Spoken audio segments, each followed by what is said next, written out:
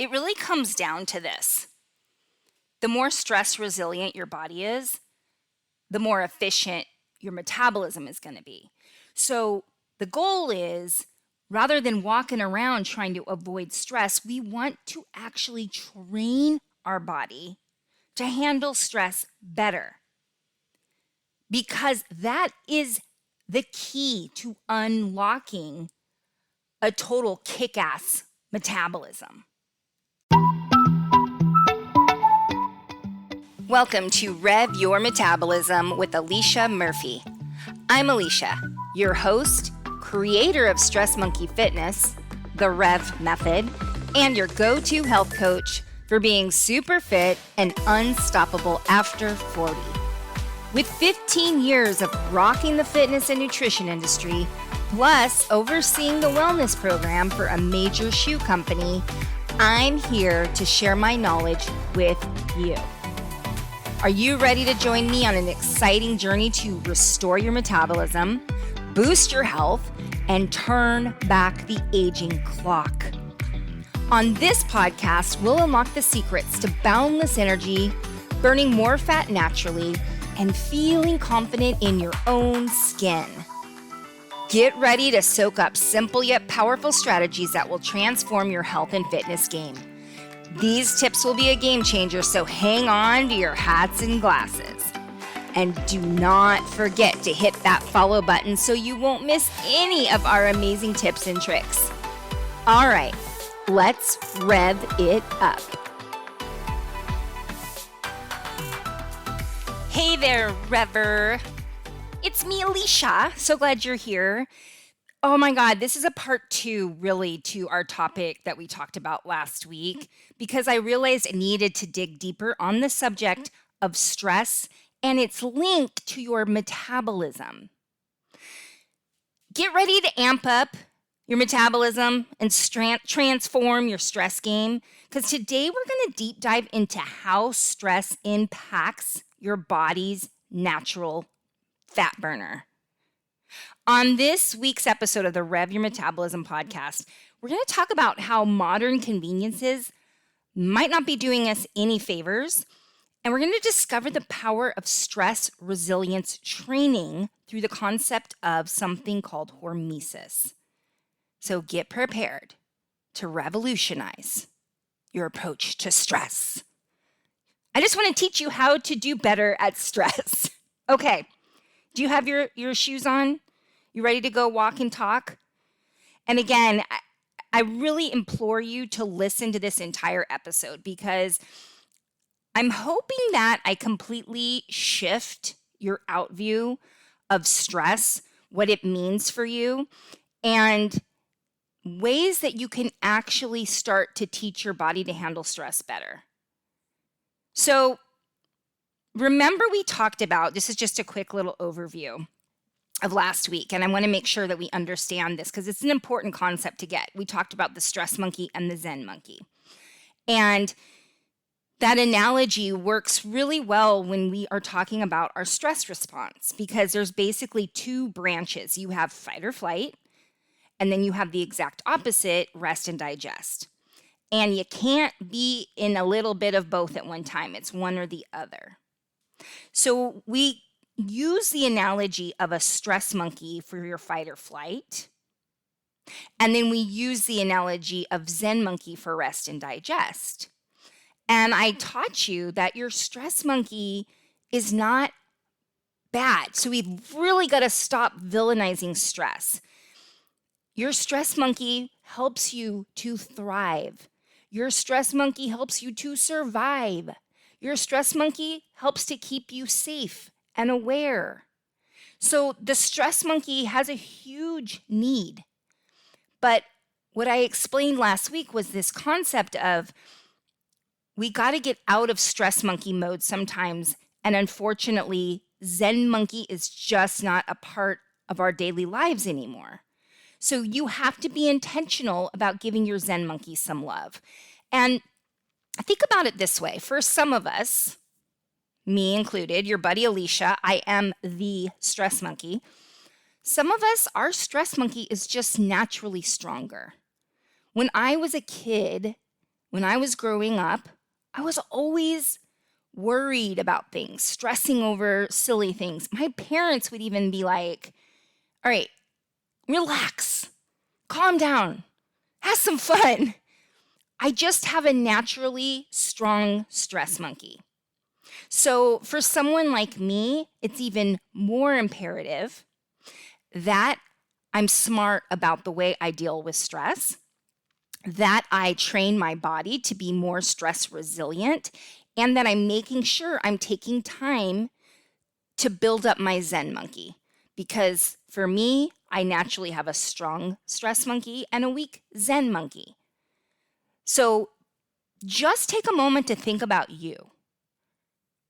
Do you feel like your stress monkey is a bit bossy and overbearing when it comes to your relationship between your stress monkey and your Zen monkey? And it's okay. That's the beauty of this. If you're a person who tends to, be a worrier, you tend to be stressed a lot, it's okay. Just be aware of that. And then you got to start being intentional about more Zen monkey time. And I gave you examples of Zen monkey time, things like meditating, breathing techniques, things that bring you joy, creative endeavors, laughter, spending time with loved ones, spending time with pets, getting a massage, reading, listening to your favorite music, right? Things that make you just feel this sheer bliss. You got to include that Zen monkey time in your life. So I just wanted to throw that out there. That's a quick synopsis of some of the things we talked about last week.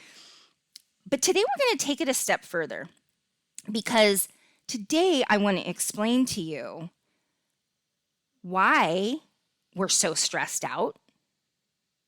Why is it that we're experiencing so much more stress nowadays? Why is all of a sudden stress killing people, literally? And what can we do about it? Because I touched on this last week, and this is what we're going to go in deep today. The concept, actually, even though I've already said it in this episode, I've already said it, but let's see if you're paying attention.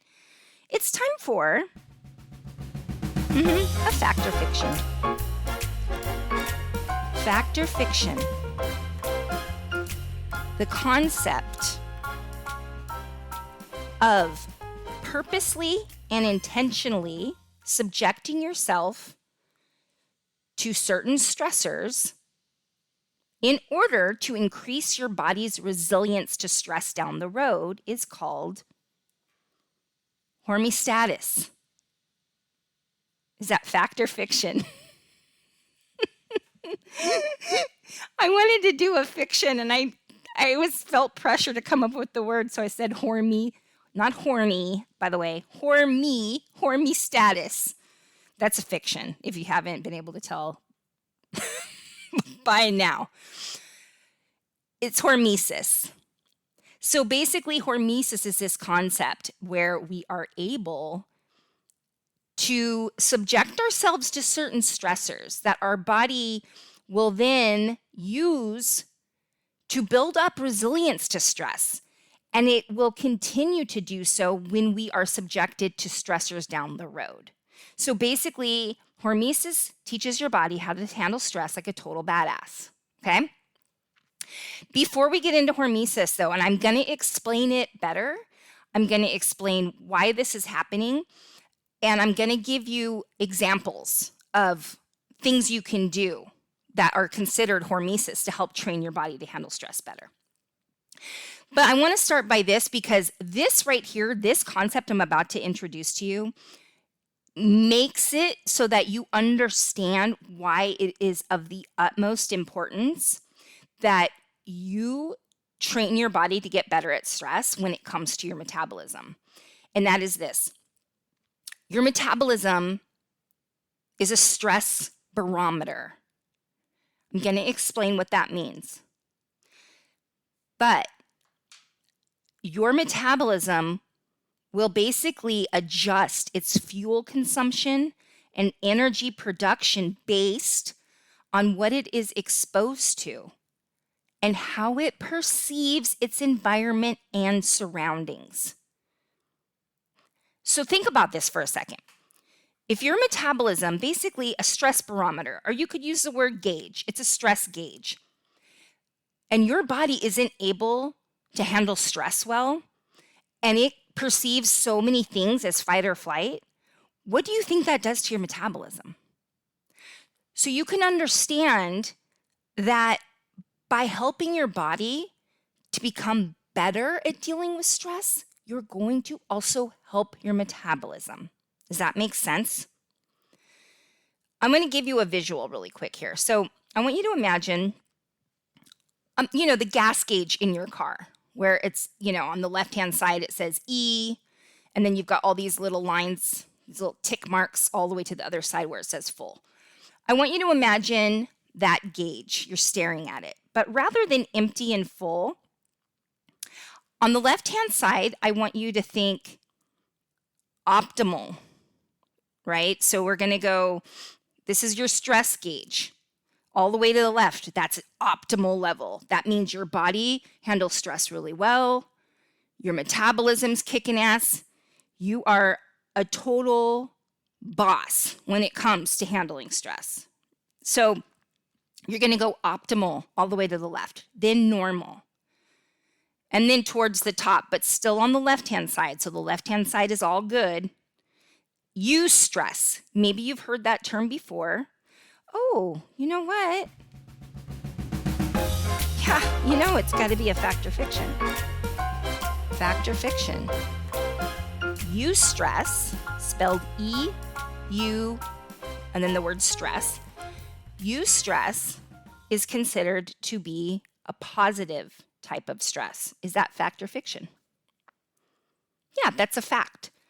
So you often hear the two types of stress is eustress, which is things like when you're packing for vacation. Packing sucks. I don't know many people that like to pack. I cannot stand it. And my husband gets so annoyed with me because when I'm packing, I don't want to sit there and try to figure out what I'm going to wear in outfits. So I just throw a bunch of different things in there and I figure I'll just see how I feel once we get there. And so I always overpack and he's always like, what in the hell, Alicia, why do you have all this stuff? But anyways, so packing is a drag, but the vacation's exciting. So you could view the packing, you're stressing out because you're like, I have this to do and that to do, but it's kind of a fun stress, right? So that's an example of eustress. And then you have distress. So distress is that yucky feeling kind of stress, right? You have a lot of work you have to get done, or you're dreading doing something. So that's distress. So on this gauge that you see in your mind's eye in front of you, you have all the way to the left, optimal. Then it goes normal. Still on the good side is eustress. Now we're going to go over to the right side of the gauge, and that's the side that's not so good. We have distress, then we have dysfunction, and then we have disease. That is your gauge. Your metabolism is going to react to that. Your metabolism's job is to try to find balance. So it's going to measure the amount of stress in the environment, and then it's going to respond to that. So if your body is not capable of being stress resilient, then it's going to cause dysfunction within your metabolism. Does this make sense? Okay.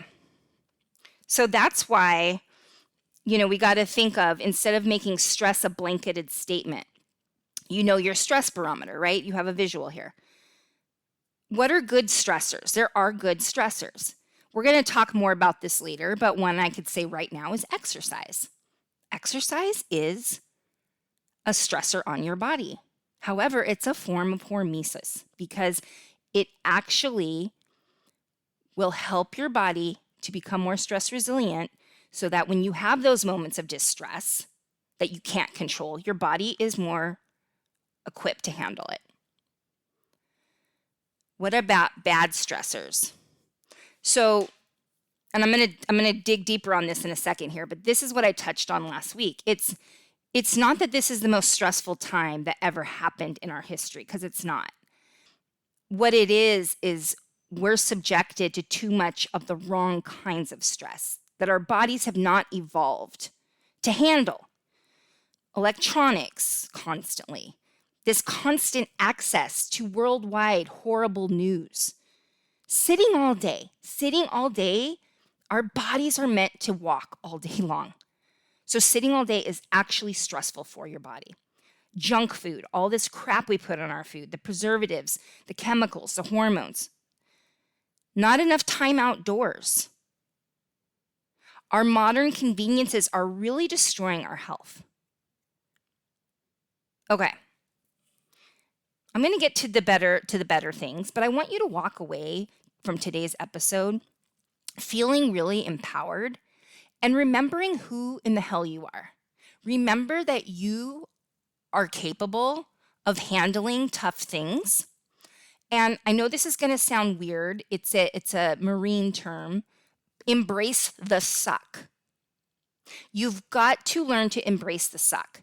You got to learn to get uncomfortable, because that is truly, I know it sounds crazy and ironic, but that is what's going to get you in the shape you want to be in. That is what's going to take your health to a whole new level, keep you youthful, help you live longer.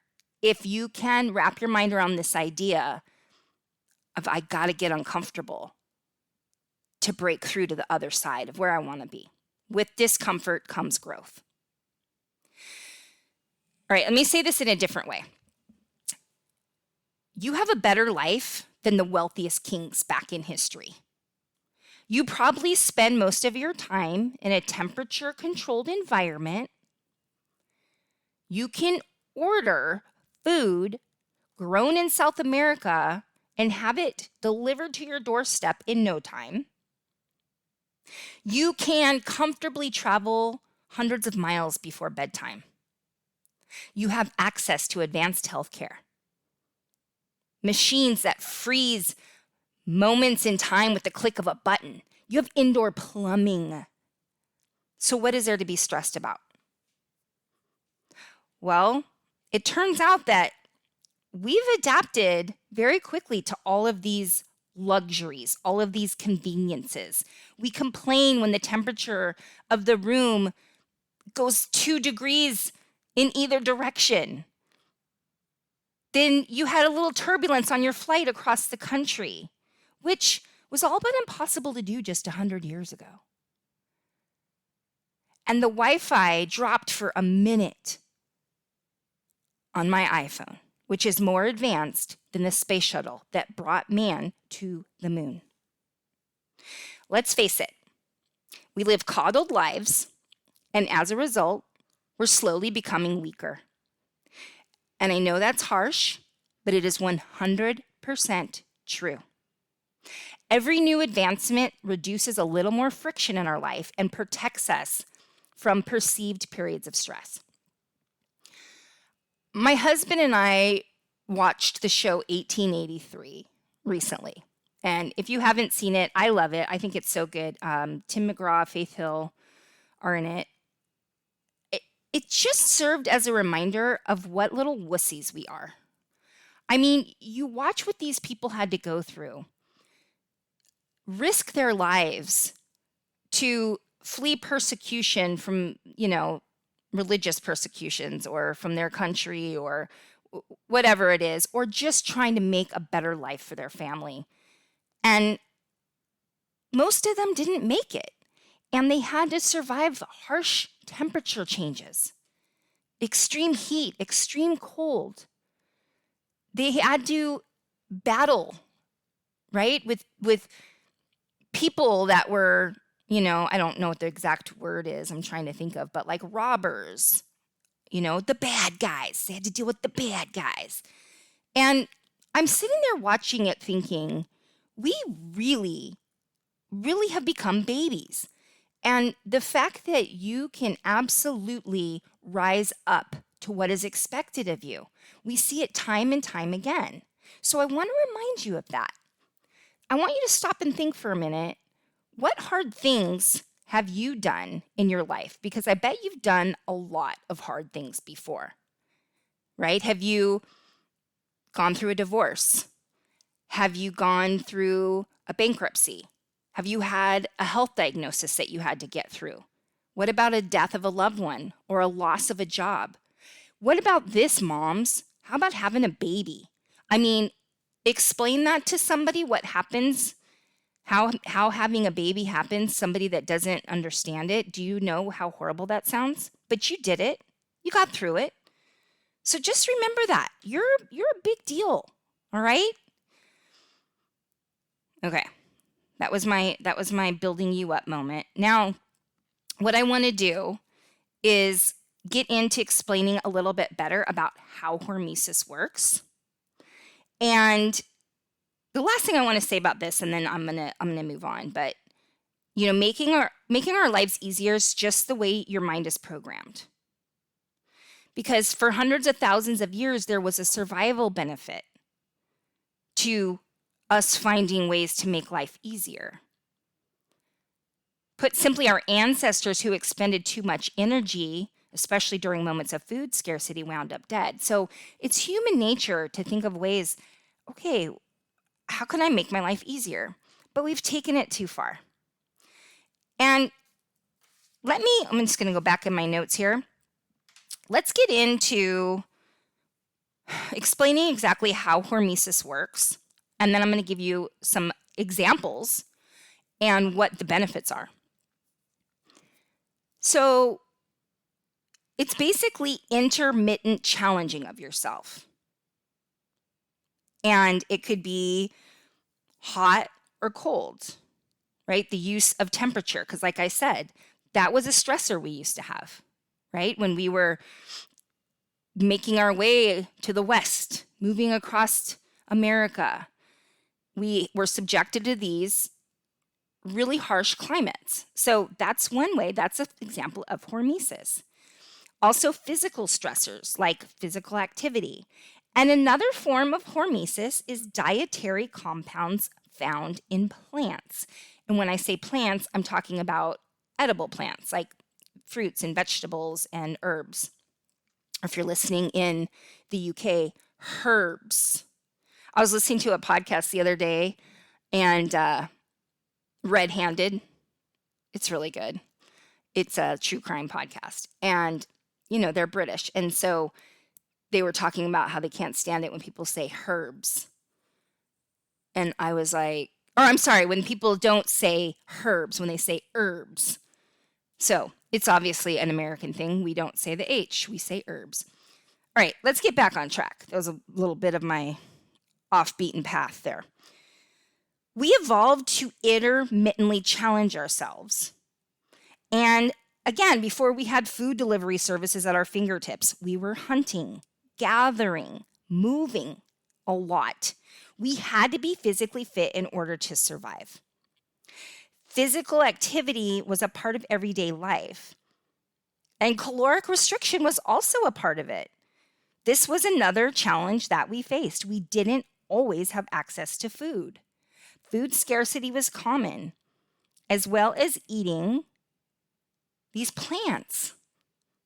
And again, when I say plants, just so you know, I'm talking about produce, vegetables, and the like. And I'm going to explain more about that in a moment, how that works, because I want to, on a little side note, explain, you're like, how the heck does a vegetable cause stress to my body? Well, I'll explain. But there's also other types of stress. Intermittent challenges that, not other kinds of stress. These are all kinds of stress that I just mentioned, and I'm going to mention a few more in a second. And basically, they're intermittent challenges that activate genetic pathways in our bodies, sometimes referred to as stress response pathways, because they respond to a little bit of stress, things we were just mentioning, physical activity, Fasting's a little bit strenuous. Heat, cold. These things are all types of these little intermittent challenges. And there's a crosstalk between these stressors and the genetic pathways that they activate, the stress response pathways that they activate. The way these pathways are activated help you deal with stress. It helps you not only deal with these stressors that you're facing right now, so for example, the workout that you're doing, but it also stays activated and helps you deal with everyday stressors too, right? With life. So this is what we're talking about, the concept called hormesis. By the way, it also helps with immune function, and like I already mentioned, it's going to help your metabolic functions as well. So by training your body to handle stress better, you are also improving your metabolism. Pretty rad. So these stress response pathways are activated by a variety of stressors. Right now, here's where we're going to get into some food. So for example, broccoli sprouts are high in something called sulforaphane. It's a compound. And in small doses, it's a little bit of a stressor on our body, but it activates this stress response pathway, and it helps detoxify things like carcinogens from the body. And there's an overlap with some of these stressors and the pathways that they activate. So for example, cold activates some of the same stress response pathways as heat. And if you're still confused about the plant thing, I'm gonna go back to it deeper. So, because if you're like, I'm still not getting how plants are stress, I'll explain it more in just a moment. But plants is a way to create an intermittent challenge. So compounds found in some plants in small doses are creating this hormesis effect. So same thing, if we had too much heat or too much cold, now it's bad for us. But don't think that, you hear some people, I'm not going to name any names. There's one person who's constantly talking about how kale is so bad for you because it has these phytonutrients in it. But this is an example of hormesis. And you would literally have to eat nothing but one single plant all day, every day, for it to be harmful at all. It's very difficult to make it toxic, our everyday fruits and veggies. So when you hear this talk of, these vegetables like kale are going to kill you, I mean, you'd have to eat nothing but kale sun up to sundown for days and days and days for it to even have a little bit of a, of a bad effect on you. So don't buy it. Now, here's a really cool little interesting story, and this is how I'm going to segue into talking about the plants. Scientists wanted to learn about different parts of Earth through a well-controlled environment. So they built Biosphere 2 in the 1980s. And one of the most intriguing revelations in this grand experiment had to do with trees, right? So they're plants. The trees were growing quickly, but then stopped before full maturity and died much quicker than they would have outside in the biosphere. What's the reason? I think, let's do a fact or fiction here. The reason the trees were not growing to full maturity and dying a lot quicker than they would have outside of the biosphere, fact or fiction, is because of the soil they used in the biosphere. Is that fact or fiction? That's fiction. I did good that time, right? That seems kind of like legit. I was like, oh, that's a good one. No, the reason that this was happening, because there was no wind inside the biosphere. Let me explain. It turns out that the wind forces the trees to create what is known as stress wood. This stress wood allows trees to adapt to the threat of wind and become more sturdy and healthy as a result. I'm letting that sink in. So this wind is a stressor on the trees. It's hormesis. And this allows the trees now to adapt to the threat of wind. They become more sturdy and healthy. So by applying that little bit of stress to the tree in the form of wind, it actually helps the tree to thrive. This is what I want for you. Because the world that we're living in, the world we're surrounded in, it's destroying us. It's destroying our health, and we're becoming weaker for it.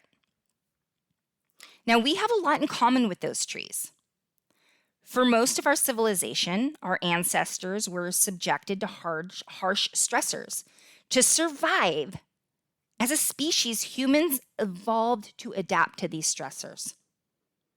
So this hormetic stress, or low doses of stress, served us well, and our bodies thanked us for it, even if it was uncomfortable. Fast forward to the 21st century, where the average person is the tree in the biosphere. We grow up quickly in a well-nourished, modern lifestyle, but we never reach full maturity or develop that beneficial stress wood, and our health span and lifespan are cut short because of it. Is this blowing your mind right now? I hope. Let's go over, hopefully I've sold you on the idea that this hormesis thing is a BFD, right? It's a big effing deal. And we need to start to take it seriously. And especially if you have kids, right? This is something that I want you to understand for their sake, so that you can teach them ways to grow their stress wood, right? So that they can thrive and have a healthy, long life. All right, let's talk about some examples of hormetic stressors. So exercise, I've already mentioned that. It's kind of funny because if you did something that caused elevated inflammatory markers, increased reactive oxygen, elevated your blood pressure and your blood sugar output, caused micro tears in your muscles, your doctor would probably be like, you need to stop whatever you're doing immediately. But if you told your doctor, well, I'm working out, then they would say, oh, good, okay, keep going. So it's kind of fascinating that context is everything, because this is hormesis in a nutshell. It breaks the body down for short periods, sends signals that you're in distress. Your body learns how to manage it better the next time, becoming stronger in the process. Making sense? So, exercise. You want to train say, I'm going to give you an example and then I'm going to tailor it for my 40 and over crew. There's 3 different energy systems that you want to train. And I don't want to get all science nerd on you here. So I'm not going to go too deep in them, but you just need to know there's 3 different energy systems. So different types of exercise are going to train these different energy systems. One of the energy systems is 10 seconds or less. So that's the energy system we would use when that hungry tiger was chasing us. It's not sustainable for a long period of time. Then you've got a system that kicks in from that 10 seconds to about 2 minutes. So again, you can do it for longer, but not for a super long time, because after about 2 minutes, you're going to go kaput. And then our third system is also known as the aerobic system, right? So that's when you're doing those long jogs or you're riding the spin bike for a long time. So we want to train all 3 of these systems. So it's best to challenge these different pathways at least once every 1 to 2 weeks. So let me give you examples of what that would be. The system where we can only go for 10 seconds or less. Weight training is amazing for that. You lift heavy weights, that's going to get you winded quick. Sprinting, for my friends who can sprint, go for it. Great. So you're just literally going to run as fast as you can for 10 seconds and then recover for a minute or 2. run as fast as you can for 10 seconds, and then recover for a minute or two, right? But in my case, my sprinting days are behind me, and so I use weight training for this energy system.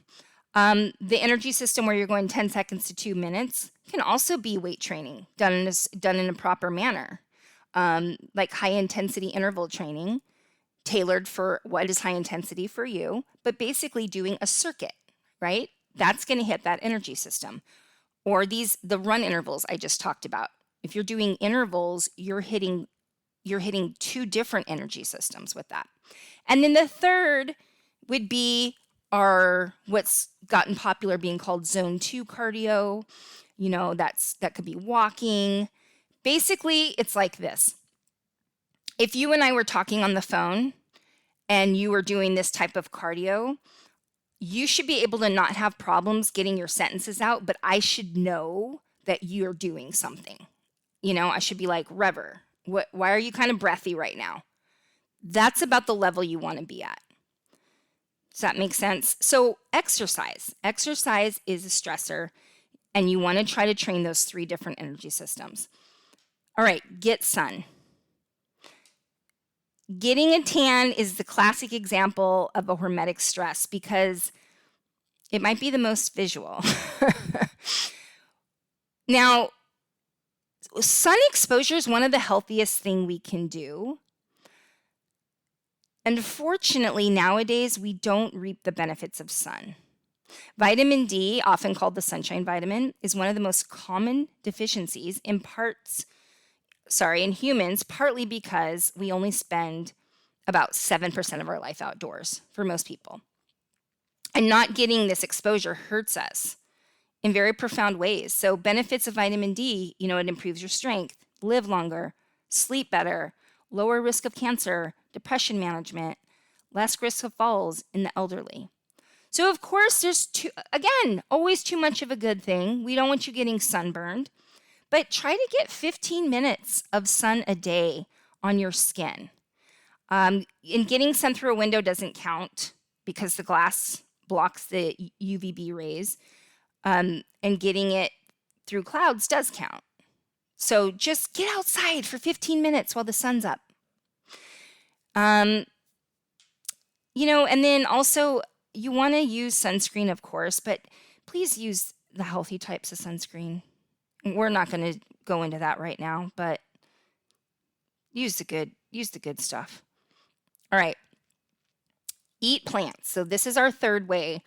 Something some people call xenohormesis. Eating plants as a form of hormesis sounds crazy. I get it. I understand that, but I'm going to explain to it. So eating plants might be just one of the most important things we can do for longevity. Here we go. If I've lost you, come back to me here. Because, should we do a fact or fiction right now? Yeah? Okay. Fact or fiction? And I swear you better get this one, because I've said it a million times. Eating plants, as in vegetables, we'll say, is a form of hormesis, helping the body to handle stress better. Is that fact or fiction? Yes, it's fact, and you better have gotten that right, because that means you're listening. And trust me, I'm going to wrap up soon, right?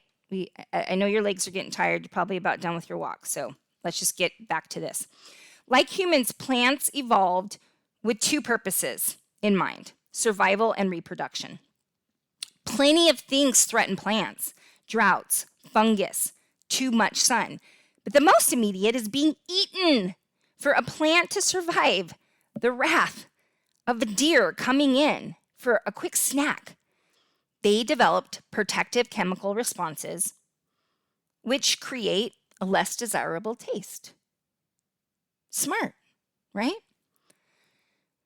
So again, we humans eat the plant, and when we and other animals do, these protective chemicals for the once-alive plant are now transferred to the thing eating the plant, as in us. How awesome is that?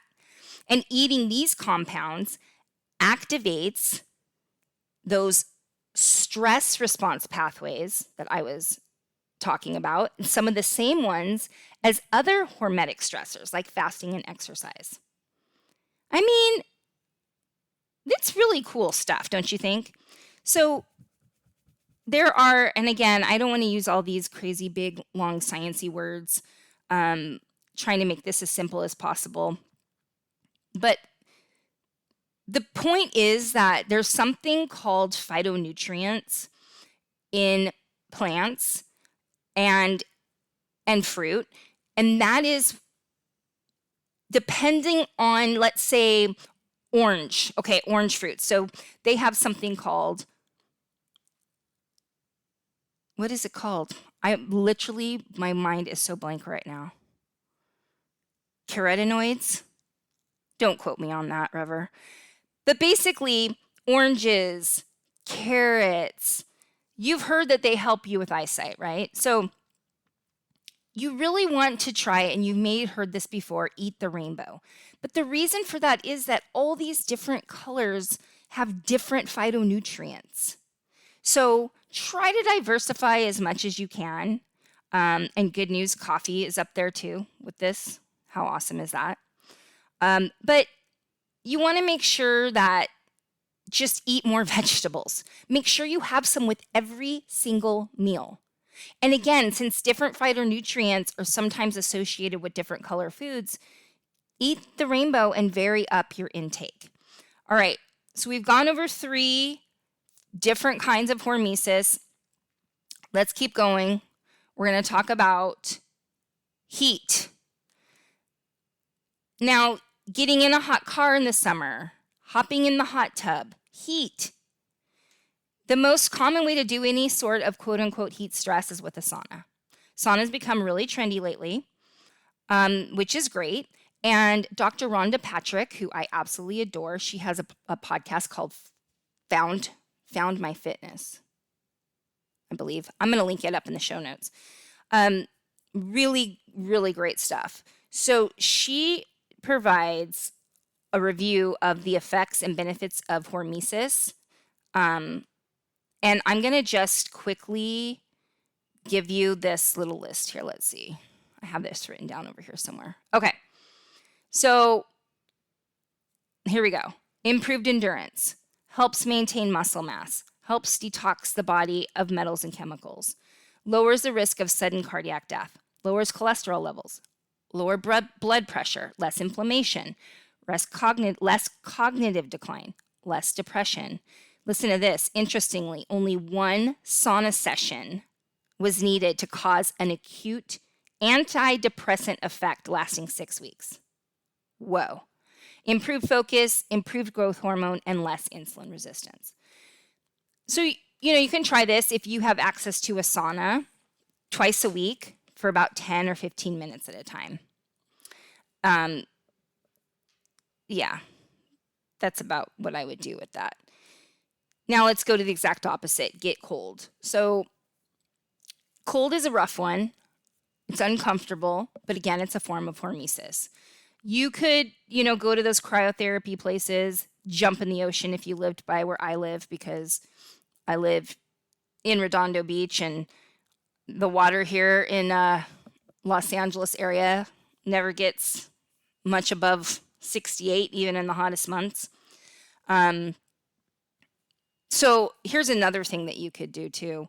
Actually, and before I go into that, Dr. Rhonda Patrick, she gave that list of the sauna benefits, but here's what she said about cold exposure. Improves glucose metabolism. That's good. That means better blood sugar balance. Less risk of cardiometabolic disease. Improves immune system function. Produces antioxidants. Less pain and more function with arthritis. Improved mood, less symptoms of depression, and increased mitochondrial biogenesis. So this is what you could do. This is what I do. At the end of your showers, this is the most simple way. You see these people with ice baths and all that. Great. If you want to do that, go for it. But at the end of your showers, turn the water all the way to cold. Get as much of your body under the water as you can possibly handle. for 30 seconds to a few minutes. So I would start small, maybe start with 10 seconds and then work your way up to 20 seconds. Just keep working your way up. And again, you can get the ice tub, but quickest, easiest way to start doing this is just after your next shower, turn the water to cold. And then the last thing I want to talk about, there are all different kinds of breathing techniques that you can use as hormesis. Some people train to hold their breath. You never want to do that standing up or in water, always sitting down or lying down. But there is a thing called box breathing, and it's used by Navy SEALs and other special op forces. It's gotten a lot of attention. So if you don't know what box breathing is, it actually works as hormesis, and it's very simple. You're going to imagine a box. Imagine a square, so the outline of a box. You're going to do 4 different things. So with each thing, you just imagine that's one side of the box, okay? So you're going to inhale for 4. Then you're going to hold your breath for 4. Then you're going to exhale for 4. And then you're going to hold your breath for 4. So it's very helpful to sit there imagining the 4 sides of that square, because I'll tell you right now, after you exhale, your body's going to tell you to inhale right away. That's where the stressor comes in. And you're going to forget to hold your breath between the exhale and the inhale. So one side of the square, inhale for 4. The other side, hold your breath for 4. The third side, exhale for 4. And the last side of the square is hold your breath again for 4. So you're going to repeat that, 6, 7 times. And sometimes it's called 4x4 breathing. It's good to start with the count of 4. But eventually, gradually, as you get comfortable, maybe you up it to 5 on each side. So hold for 5. Inhale for 5, hold for 5, exhale for 5, hold for 5. Then maybe you work up to 6 and so on. But you want all sides to be the same. Okay. Are you completely and utterly fired up and ready to be a complete, total stress badass? You know what? I do need to throw in one more. Darn it. I was thinking there was 6 before you go. Fasting. Fasting is another form of hormesis. And please, I'm not telling you to starve yourself, but you got to remember that it is, if you're able to do it, fasting is encoded in our DNA. Our ancestors would go days without food, like in the case of a famine. And then they celebrated when they finally ran down their food with a feast. So feasting is often a luxury that we take for granted, but we're tipping the scales and doing it too often in an unhealthy ways. So this idea of short-term fasting, and of course there's going to be, you're not doing it because it hardens you or punishes you for that slice of cheesecake, but because it improves metabolic flexibility. Teaching yourself to fast and managing your blood sugar fluctuations allows you to skip a meal without being hangry. And I did a whole episode about that, episode 20, I believe it was, how to optimize your metabolism, if you want to know more about what it means to have a flexible metabolism. Who should not fast? If you are pregnant or breastfeeding, you do not want to fast. Do not fast if you have a history of disordered eating. If you're training hard more than, say, 4 days a week, I would not fast. If you easily react with acute stress, so you have anxiety or you tend to be going through a very stressful time in your life, I would not fast. After all, fasting is a stressor, even though it's a hormetic stressor.